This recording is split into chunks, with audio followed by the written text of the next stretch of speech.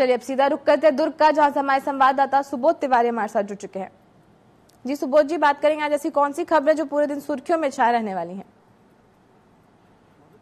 है कि पिछले दिनों जिस तरीके से दुर्ग के रसमड़ा में जो कि अंजोरा चौकी क्षेत्र का इलाका है, वहां पर एक टिम्बर मर्चेंट के यहाँ एक बड़ी डकैती की जाती है। 25,000 नगद के साथ 32 से 35 तोले सोने को लूट कर ले जाया जाता है उन डकैतों के द्वारा।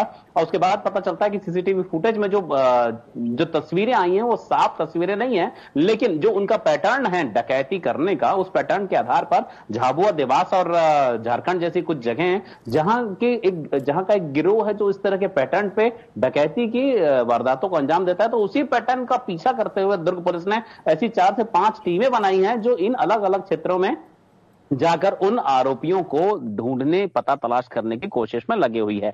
ठीक इसी तरीके से नवी थाना क्षेत्र में भी पिछले दिनों एक पति ने पत्नी की हत्या कर दी थी धारदार हथियार से। तो उस पति के बारे में भी जानकारी मिली कि वो बालोद में कहीं पर फरारी काट रहा है। तो 2 पुलिस टीम गई हुई है जो कि उसे खोज कर ले आएगी। संभावना बताई जा रही है कि 24 से 72 घंटों में इन दोनों ही मामलों का खुलासा बहुत जल्द दुर्ग पुलिस के द्वारा किया जाएगा। दूसरी बड़ी बात है कि 13 लाख जनगणना सूची के आधार पर जिला प्रशासन के द्वारा आयुष्मान कार्ड अपडेट किया जा रहा था, लेकिन पिछले विधानसभा चुनाव और लोकसभा चुनाव के कारण आचार संहिता लगी हुई थी, तो कम से कम 3 लाख लोगों के अब तक आयुष्मान कार्ड अपडेट नहीं हुए हैं। इन सभी 3 लाख लोगों को इलाज में काफी सारी परेशानियों का सामना भी करना पड़ रहा है। अब जिला प्रशासन ने दिशा निर्देश जारी किए हैं, तो हो सकता है जल्द से जल्द कुछ ही दिनों में इन बचे हुए 13 लाख में से 3 लाख लोगों के भी आयुष्मान कार्ड बना दिए जाएं।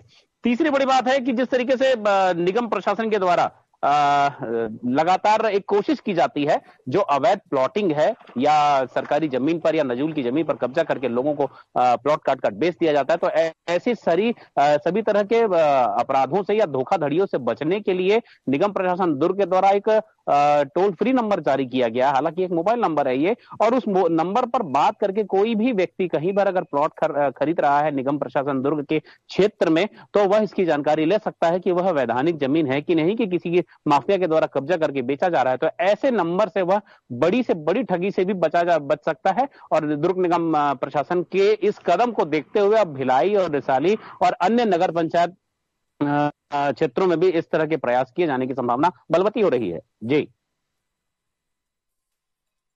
बहुत बहुत धन्यवाद। तमाम जानकारियों के लिए आपका बहुत बहुत धन्यवाद।